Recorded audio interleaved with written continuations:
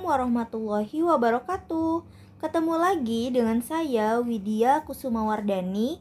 Nah, pada video kali ini kita akan membahas materi kelas 10 yang ada di bab 1 ya, yaitu judul besarnya Nilai-nilai Pancasila dalam Praktik Penyelenggaraan Pemerintahan Negara. Nah, pada video kali ini kita akan membahas subbab yang pertamanya, yaitu sistem pembagian kekuasaan. Ya, nah seperti biasa sebelum kita mulai ada yang harus kalian sediakan, yaitu kalian harus menyediakan buku dan pena supaya informasi yang sedang saya jelaskan bisa sekaligus kalian catat. Nah, sebelum kita mulai juga jangan lupa berdoa menurut agama dan kepercayaan kalian masing-masing ya.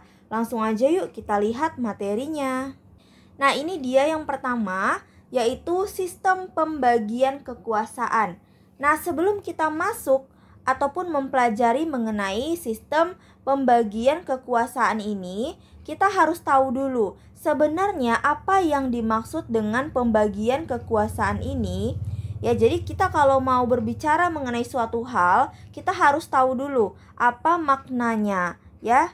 Nah, jadi yang dimaksud dengan pembagian kekuasaan ini adalah proses memecahkan atau memisahkan wewenang yang dimiliki oleh negara untuk dibagikan kepada beberapa lembaga. Ya, jadi kalau kita berbicara mengenai pembagian kekuasaan, itu ada dua hal. Ya, ada pembagian kekuasaan yang dipecahkan atau yang dipisahkan seperti itu. Jadi ada pembagian kekuasaan sama pemisahan kekuasaan seperti itu ya. Nah, kalau Indonesia kita menganut bagian pembagian kekuasaan. Nah, jadi kalau pembagian kekuasaan itu antara lembaga yang satu dengan lembaga yang lainnya itu masih ada saling kerjasama ataupun check and balance seperti itu. Tapi kalau pemisahan kekuasaan itu sudah tidak ada lagi. Karena setiap lembaga itu punya tugas dan peranannya masing-masing. Jadi lembaga lain dengan lembaga yang satunya lagi itu sudah tidak ada keterhubungan lagi. Itu maksud dari pemisahan kekuasaan. Jadi urusan-urusan itu memang sudah dipisahkan. Nah, seperti itu ya. Nah, sekarang kita lihat kalau jenis pembagian kekuasaan itu dia dibagi menjadi dua. Ya, ada secara vertikal dan secara horizontal. Nah, kalau secara vertikal ini maksudnya dari atas ke bawah. Tapi kalau secara horizontal ini maksudnya dari seimbang ya, sama rata, sejajar dia. Dari kiri ke kanan seperti itu. Pembagian kekuasaannya ada secara vertikal, ada juga secara horizontal. Nah, sekarang kita harus tahu dulu ya, sebenarnya kalau di Indonesia pembagian kekuasaannya itu bagaimana? Ya, dilakukan secara apa? Nah, kalau di Indonesia itu kita menganut pembagian kekuasaan secara horizontal dan secara vertikal. Nah, sekarang apa aja pembagian kekuasaan secara horizontal dan secara vertikal yang ada di Indonesia? Kita lanjut ke slide selanjutnya ya. Nah, ini dia. Sebelum kita masuk ke sistem pembagian kekuasaan di Indonesia, kita harus tahu dulu teori dasar dari pembagian kekuasaan secara horizontal ini ya. Nah, kalau kita berbicara atau melihat dasar teori dari pembagian kekuasaan ini, kita merujuk kepada dua ahli, yaitu ada menurut Montesquieu dan ada juga menurut John Locke. Nah, kedua tokoh ini merupakan tokoh yang sangat besar peranannya dalam pembagian ataupun ilmu mengenai pembagian kekuasaan ini. Sekarang kita lihat dulu menurut Montesquieu. Menurut Montesquieu, pembagian kekuasaan itu dibagi menjadi 3 lembaga. Ya, ada lembaga legislatif, lembaga eksekutif, dan lembaga yudikatif. Nah, kalau lembaga legislatif ini tugasnya sebenarnya apa sih? Ya, kalau lembaga legislatif ini dia yang bertugas untuk membuat. Jadi dia itu tugasnya untuk membuat peraturan. Ya, siapa aja yang berada di dalam lembaga legislatif? Ini ada DPR ya di tingkat pusatnya, selanjutnya ada DPRD kalau di tingkat daerahnya, provinsi atau kabupaten kota ya. Selanjutnya ada DPD. Ini adalah lembaga-lembaga yang berada di tingkat legislatif. Nah, kalau eksekutif ini adalah lembaga yang tugasnya melaksanakan. Ya, melaksanakan. Nah, jadi tadi peraturan itu udah dibuat oleh lembaga legislatif. Nah, setelah peraturan itu ada, peraturan itu akan dijalankan dan dilaksanakan oleh lembaga eksekutif ini. Nah, siapa yang berada pada lembaga eksekutif ini? Yaitu adalah presiden dan wakilnya ya, tentunya. Dan presiden itu dibantu oleh menteri-menteri. Nah, seperti itu ya. Dibantu oleh menteri-menteri. Nah, selanjutnya kita masuk ke lembaga yudikatif. Ya. Apa itu lembaga yudikatif? Nah, lembaga yudikatif ini dia tugasnya untuk mengadili. Ya. Nah, jadi kalau tadi sudah dibuat nih peraturannya oleh lembaga legislatif. Nah, peraturan yang dibuat oleh lembaga legislatif ini dijalankan oleh lembaga eksekutif. Nah, kalau dalam pelaksanaannya terdapat pelanggaran ya ataupun penyelewengan dari aturan yang sudah dibuat oleh lembaga legislatif ini, maka inilah lembaga yudikatif yang bertugas untuk melakukan pengadilannya ya. Dia yang bertugas untuk mengadili dari kesalahan yang dilakukan oleh lembaga eksekutif terhadap peraturan yang telah dibuat oleh lembaga legislatif ini gitu ya. Nah, sekarang siapa aja yang berada di dalam lembaga yudikatif ini? Di dalam lembaga yudikatif ini ada MA, Mahkamah Agung ya, ada juga Mahkamah Konstitusi. Nah, inilah yang terdapat di dalam lembaga yudikatif. Nah, ini menurut Montesquieu ya, ada legislatif, eksekutif, dan yudikatif. Nah, selanjutnya kita ke sampingnya, kita melihat menurut John Locke. Nah, menurut John Locke itu masih ada persamaan dengan menurut Montesquieu. Menurut John Locke itu yang pertama juga legislatif ya, sama artinya dia membuat peraturan itu, selanjutnya eksekutif yang melaksanakan peraturannya, dan yang terakhir kalau menurut John Locke itu adalah lembaga federatif. Nah, perbedaannya itu ada di bagian yang terakhir ya. Kalau John Locke bagian ketiganya itu adalah federatif. Nah, kalau federatif apa tugasnya? Dia yang bertugas untuk melakukan hubungan diplomatik ya. Melaksanakan hubungan diplomatik. Ataupun hubungan kerjasama ya dengan negara lain. Itu berada di bawah pemerintahan ataupun lembaga federatif ini. Nah, kalau menurut Montesquieu ada lembaga legislatif, eksekutif, dan yudikatif. Kalau menurut John Locke ada lembaga legislatif, eksekutif, dan federatif. Nah, perbedaannya itu ada di bagian yang ketiga aja ya. Satu yudikatif, yang satu federatif, seperti itu. Nah, dari kedua tokoh ini ya, Montesquieu dan John Locke, Indonesia itu menganut yang mana kira-kira? Oke, Indonesia itu kita menganut teorinya dari Montesquieu ini ya. Jadi di Indonesia itu ada sistem legislatif, eksekutif, dan yudikatif, seperti itu. Nah, kita juga ada sih sebenarnya melakukan hubungan diplomatik dengan negara lain. Tapi yang melakukannya itu bukan berada pada ditetapkan satu lembaga seperti itu. Nah, biasanya hubungan diplomatik ini dilakukan di dalam lembaga eksekutif ini, seperti itu. Misalnya, presiden yang melakukannya atas nama bangsa Indonesia, membawa nama negara kita. Selanjutnya, menteri-menteri seperti itu melakukan. Misalnya, Kementerian Pendidikan melakukan hubungan diplomatik ataupun kerjasama dengan Kementerian Pendidikan di negara Jepang, seperti itu. Oke, sekarang kita lanjut lagi. Nah, sekarang kita akan masuk dan membahas mengenai sistem pembagian kekuasaan di Indonesia. Ya, jadi pada di sini kita mau melihat bagaimana pembagian kekuasaan yang ada di Indonesia. Ada berapa lembaga, ada lembaga apa aja ya. Oke, mari kita lihat. Nah, ini dia. Yang pertama, kita membahas dulu pembagian kekuasaan secara horizontal.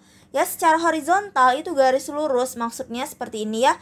Jadi tidak ada tingkatan. Semua lembaga itu sederajat, tidak ada lembaga yang tinggi dan lembaga yang rendah. Kedudukannya sama. Nah, itu kalau secara horizontal. Nah, sekarang kita lihat dulu horizontal di tingkat pemerintah pusat. Oke, di tingkat pemerintah pusat itu ada lembaga legislatif yang tadi sudah saya jelaskan ya. Ini tugasnya untuk membuat peraturan, membuat undang-undang. Selanjutnya ada lembaga eksekutif yang melaksanakan. Ada lembaga yudikatif yang tugasnya untuk mengadili jika dalam pelaksanaan itu ada suatu pelanggaran. Ya, selanjutnya ada lembaga konstitutif. Nah, kalau lembaga konstitutif ini dia tugasnya untuk merubah atau menetapkan UUD ya.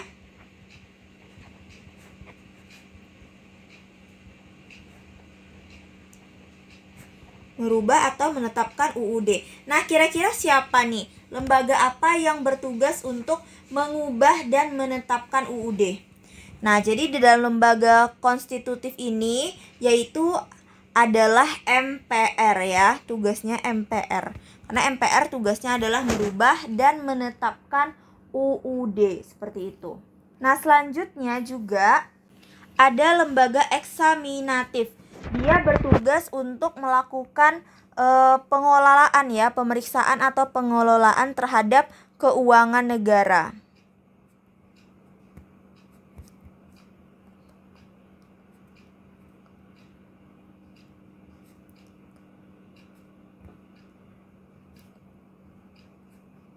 Nah, siapa kira-kira yang bertugas untuk melakukan pemeriksaan dan pengelolaan keuangan negara? Yaitu adalah tugasnya dari BPK. Ya, jadi BPK itu Badan Pemeriksa Keuangan, dia berada di dalam lembaga eksaminatif. Nah, selanjutnya yang terakhir itu ada namanya kekuasaan moneter ya, ataupun lembaga moneter. Dia bertugas untuk menetapkan dan melaksanakan kebijakan moneter. Ya, saya tulis di sini melaksanakan kebijakan moneter.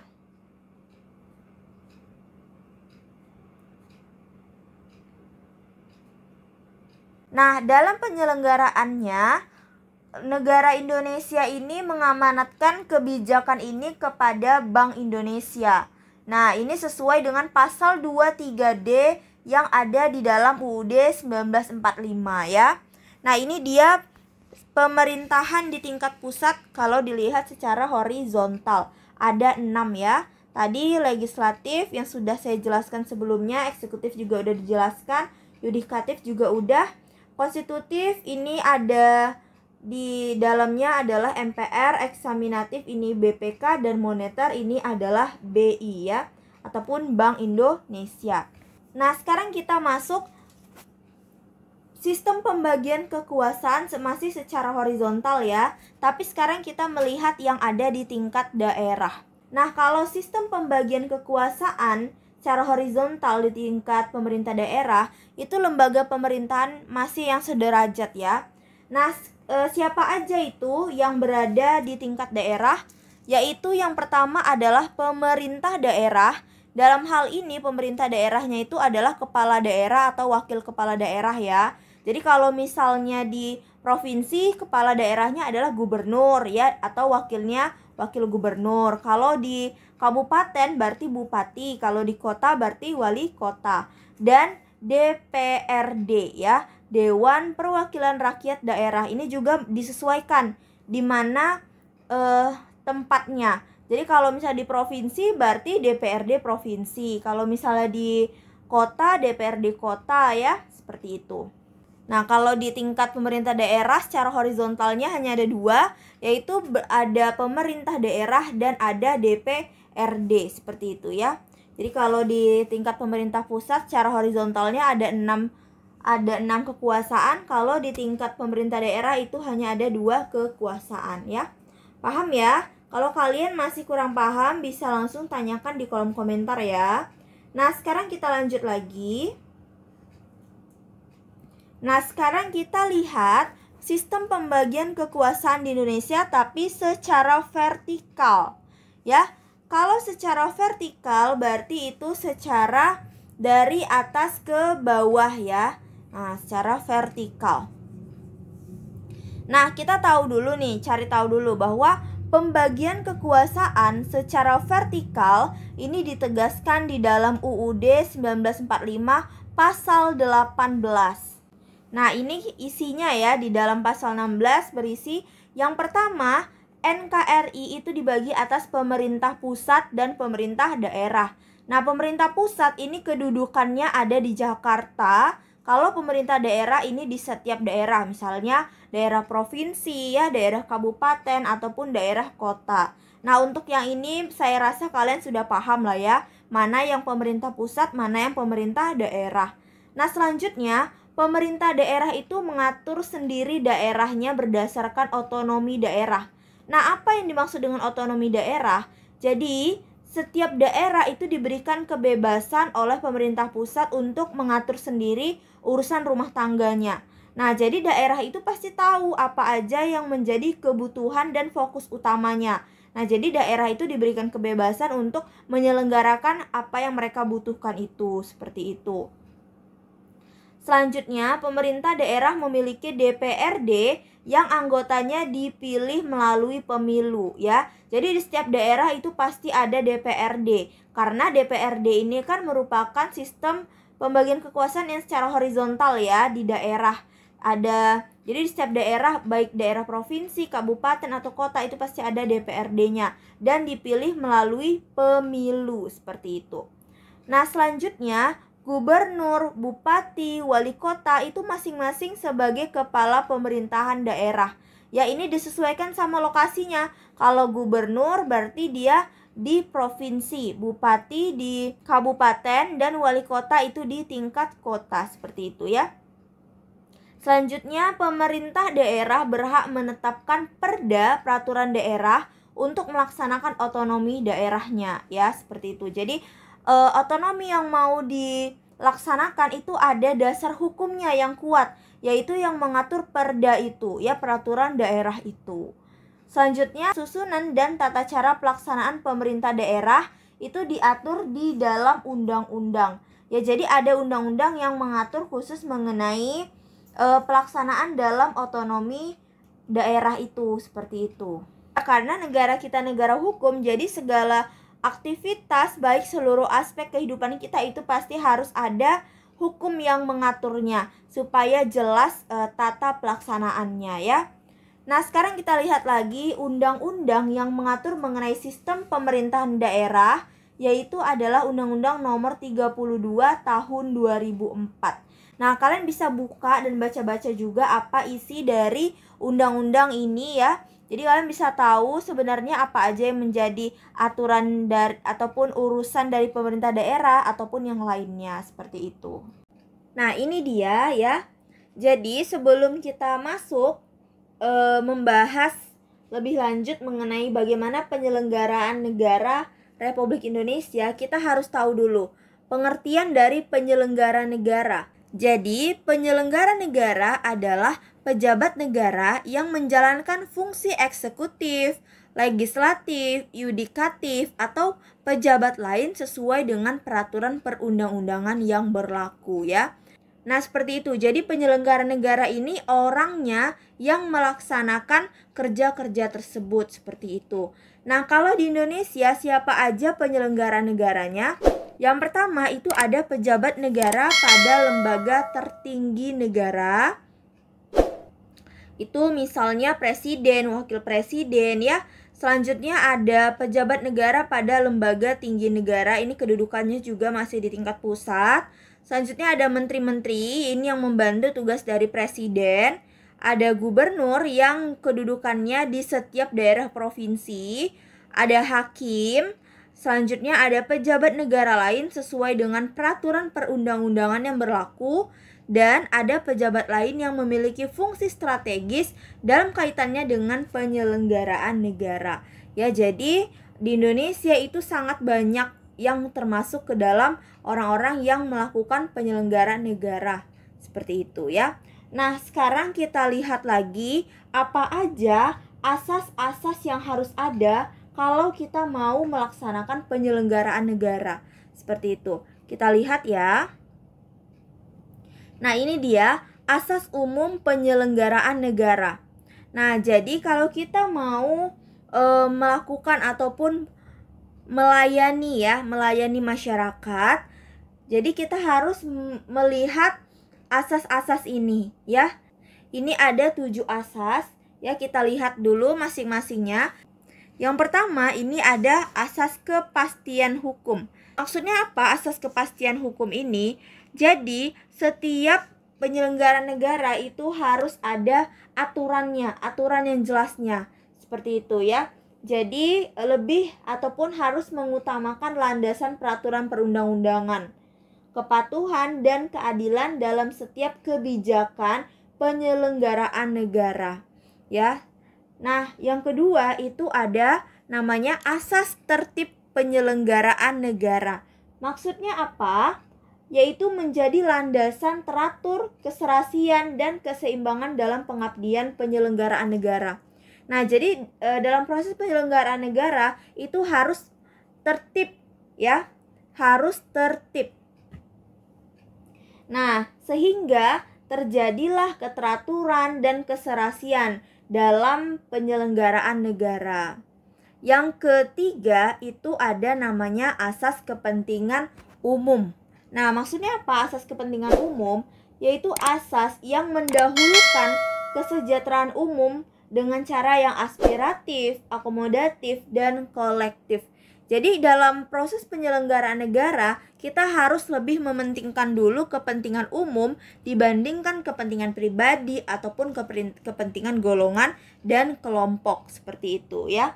Selanjutnya ada namanya asas keterbukaan, yaitu asas yang membuka diri terhadap hak masyarakat untuk memperoleh informasi yang benar, jujur, dan tidak diskriminatif tentang penyelenggaraan negara, dengan tetap memperhatikan perlindungan atas hak asasi pribadi, golongan, dan rahasia negara.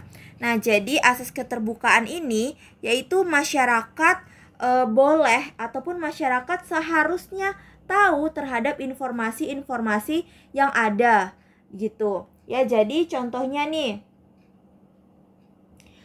mau mengurus KTP. Nah, pemerintah itu sudah mengeluarkan listnya data-data apa yang dibutuhkan kalau kita mau mengurus KTP. Gitu, dokumen-dokumen apa aja. Nah, itu termasuk ke dalam asas keterbukaan ya, keterbukaan informasi yang benar dan jujur sekaligus tidak diskriminatif karena semua masyarakat bisa mendapatkan informasi tersebut. Selanjutnya ada asas proporsionalitas, yaitu asas yang mengutamakan keseimbangan antara hak dan kewajiban penyelenggara negara. Ya, proporsionalitas ini yaitu keseimbangan antara hak dan kewajiban. Ya, jadi antara hak dan kewajiban itu seimbang. Kita tidak boleh hanya menuntut hak kita saja tanpa kita pedulikan kewajiban kita. Jadi kalau kita mau menuntut hak kita, kita harus penuhi dulu kewajiban kita apa. Seperti itu.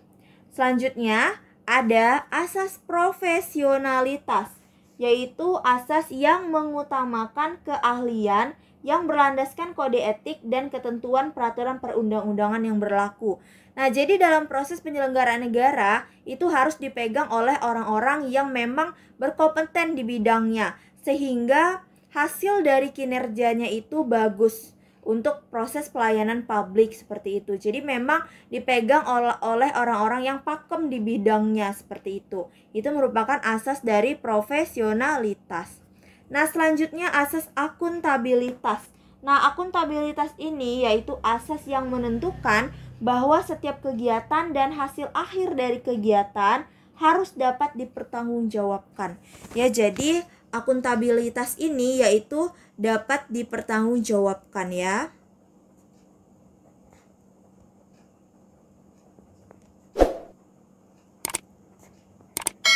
Nah, jadi segala sesuatu itu harus bisa dipertanggungjawabkan ya. Jadi ada pelaporannya nanti di akhir dari kinerjanya seperti itu. Nah, inilah beberapa asas umum penyelenggaraan negara yang mana kalau kita mau melaksanakan ataupun menghasilkan penyelenggaraan negara yang bagus, kita harus memperhatikan dan mempraktekkan ketujuh asas ini seperti itu ya. Nah, ini dia. Jadi pada video kali ini kita membahas mengenai lembaga pemerintahan sebagai penyelenggara pemerintahan negara. Ya, jadi kita mau lihat dulu nih, siapa aja sih lembaga pemerintahan itu yang menyelenggarakan proses dari pemerintahan negara ini ya. Yang pertama kita lihat dulu yang ada di tingkat pusat. Ya, lembaga pemerintahan di tingkat pusat itu yang pertama ada Kementerian Negara. Nah, Kementerian Negara ini adalah perangkat pemerintah yang membidangi urusan tertentu dalam pemerintahan. Nah, jumlah dari keseluruhan kementerian ini paling banyak itu ada 34 kementerian. Ya, yang mana setiap kementerian itu punya tugas dan peranannya masing-masing.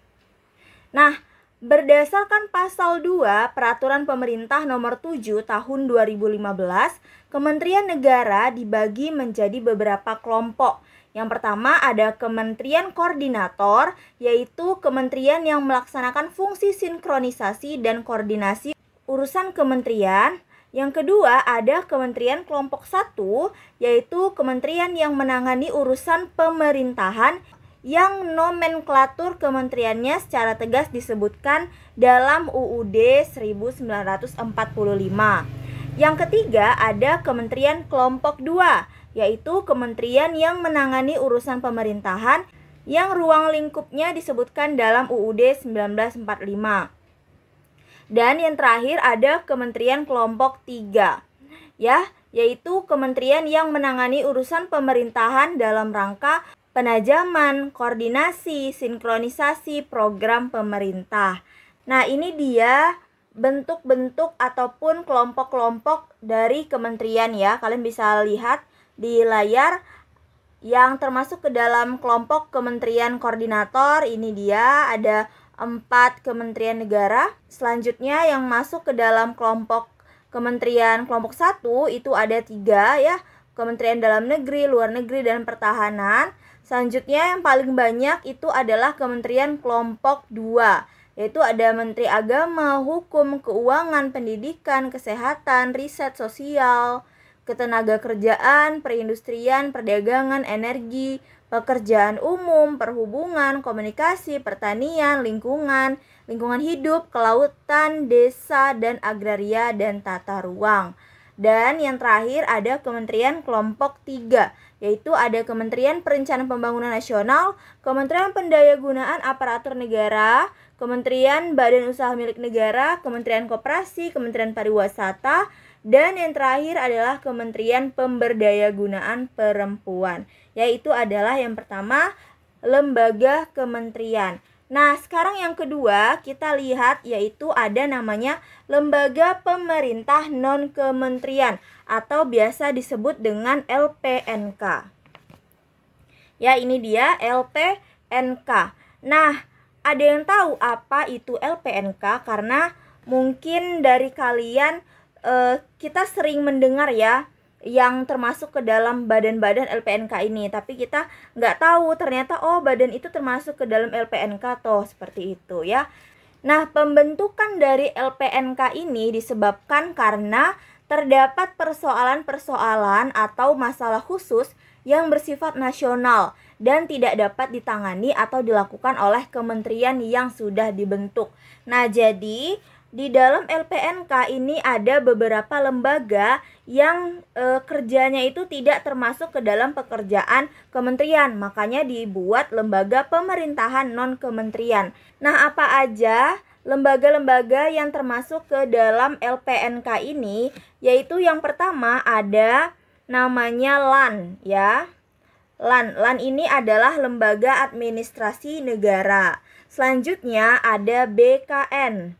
BKN adalah Badan Kepegawaian Negara. Nah, biasanya ini dia mengurus mengenai kepegawaian ataupun rekrutmen CPNS di Indonesia, seperti itu ya.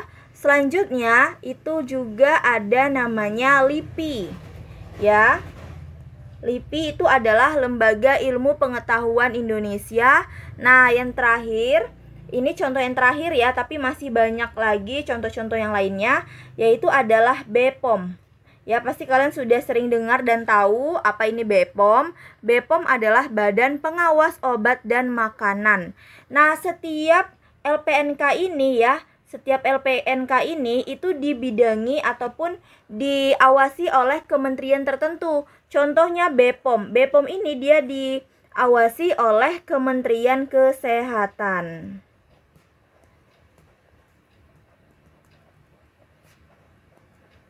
Ya, jadi setiap LPNK itu dia punya kementerian yang mengawasinya sendiri seperti itu. Nah, selanjutnya juga Kepala LPNK ini wajib menyampaikan laporan, saran, dan pertimbangan di bidang tugasnya dan tanggung jawabnya kepada Presiden melalui menteri yang mengkoordinasikannya. Seperti itu. Contohnya nih, Kepala BPOM wajib membuat laporan, saran, dan pertimbangan itu dilaporkan ke Kepala dari Kementerian Kesehatan. Nanti Kepala dari Kementerian Kesehatan ini akan melaporkan lagi ke Presiden, seperti itu ya. Nah, selanjutnya yang ketiga ada namanya Sekretaris Kabinet Republik Indonesia. Ya, jadi Sekretaris Kabinet ini adalah lembaga pemerintah yang berkedudukan di bawah dan bertanggung jawab langsung kepada Presiden. Nah, Sekretaris Kabinet ini mempunyai tugas memberikan dukungan pengelolaan manajemen kabinet kepada Presiden dan Wakil Presiden dalam penyelenggaraan pemerintahan. Ya, yang mana Sekretaris Kabinet ini diatur dalam Peraturan Presiden Nomor 25 Tahun 2015 tentang Sekretariat Kabinet, seperti itu. Nah, selanjutnya yang keempat ini ada kejaksaan. Ya, jadi kejaksaan ini dia bertugas untuk mengadili ya, mengadili, yang mana kejaksaan ini terbagi menjadi 3, yaitu ada kejaksaan negeri ya, ada kejaksaan negeri, selanjutnya ada kejaksaan tinggi, dan ada kejaksaan agung. Nah, yang mana setiap kejaksaan ini itu memiliki ataupun berada di wilayah yang berbeda. Kalau kejaksaan negeri ini dia berada di kota ataupun kabupaten ya. Selanjutnya, kalau kejaksaan tinggi ini berada di tingkat provinsi. Dan kejaksaan agung ini ada di tingkat pusat ataupun di ibu kota ya. Jadi misalnya kalian nih ada kasus ya. Jadi kalian itu pertama akan disidang di kejaksaan negeri dulu. Nah, nanti kalau kalian mau banding, kalian akan menaik banding ke kejaksaan tinggi, seperti itu ya. Yang mana dari pengadilan negeri kalian akan masuk ke pengadilan tinggi, seperti itu. Nah, sekarang kita masuk lagi ke lembaga lainnya ya. Nah, ini dia. Selanjutnya ada perwakilan RI di luar negeri. Nah, apa itu perwakilan RI di luar negeri? Jadi, perwakilan RI di luar negeri adalah satu-satunya aparatur yang mewakili kepentingan negara secara keseluruhan di negara lain atau pada organisasi internasional, dan dapat berupa kedutaan ya, KBRI, Kedutaan Besar Republik Indonesia, terus bisa juga konsulat. Selanjutnya bisa konsulat jenderal.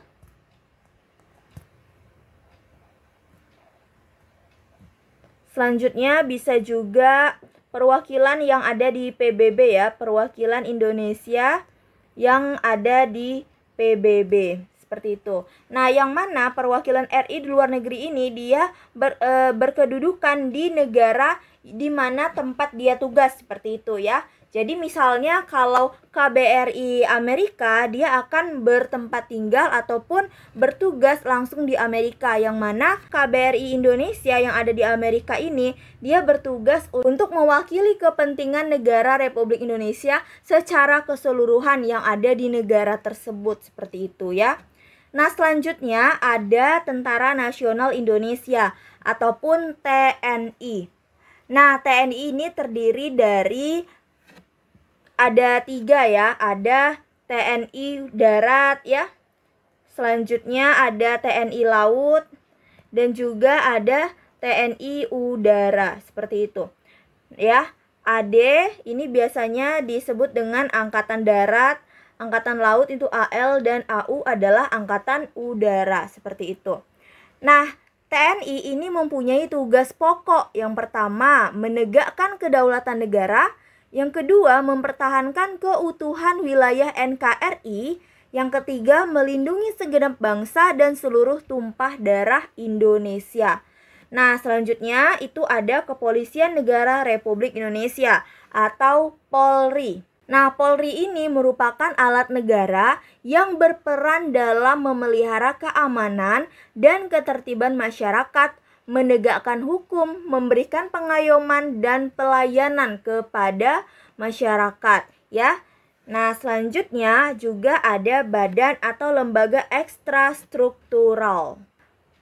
Badan atau lembaga ekstrastruktural pada dasarnya adalah lembaga yang bersifat sebagai penunjang atau pelengkap tatanan organisasi pemerintahan yang melaksanakan fungsi khusus di bidang tertentu untuk menunjang pelaksanaan urusan dari pemerintahan itu. Nah, lembaga ekstrastruktural ini dapat dipimpin atau diketuai oleh menteri, bahkan presiden atau wakil presiden secara langsung. Jadi apa aja hal-hal yang termasuk ke dalam badan atau lembaga ekstrastruktural ini ya? Yang pertama itu ada namanya dewan. Selanjutnya ada badan. Ya, ada komisi. Ada komite. Selanjutnya yang terakhir ini ada lembaga. Ya. Nah, jadi badan atau lembaga ekstrastruktural ini dia bisa berbentuk dewan, badan, komisi, komite, ataupun lembaga, seperti itu ya. Contohnya kalau yang berbentuk komisi itu namanya, contohnya ada HAM ya, Komisi HAM, ataupun biasa kita kenal dengan Komnas HAM ya. Nah, Komnas HAM itu dia artinya adalah Komisi Nasional Hak Asasi Manusia. Nah, ini salah satu contohnya yang berbentuk komisi. Nah, contoh lain lagi kalau yang berbentuk lembaga. Nah, contohnya adalah lembaga sensor film ya.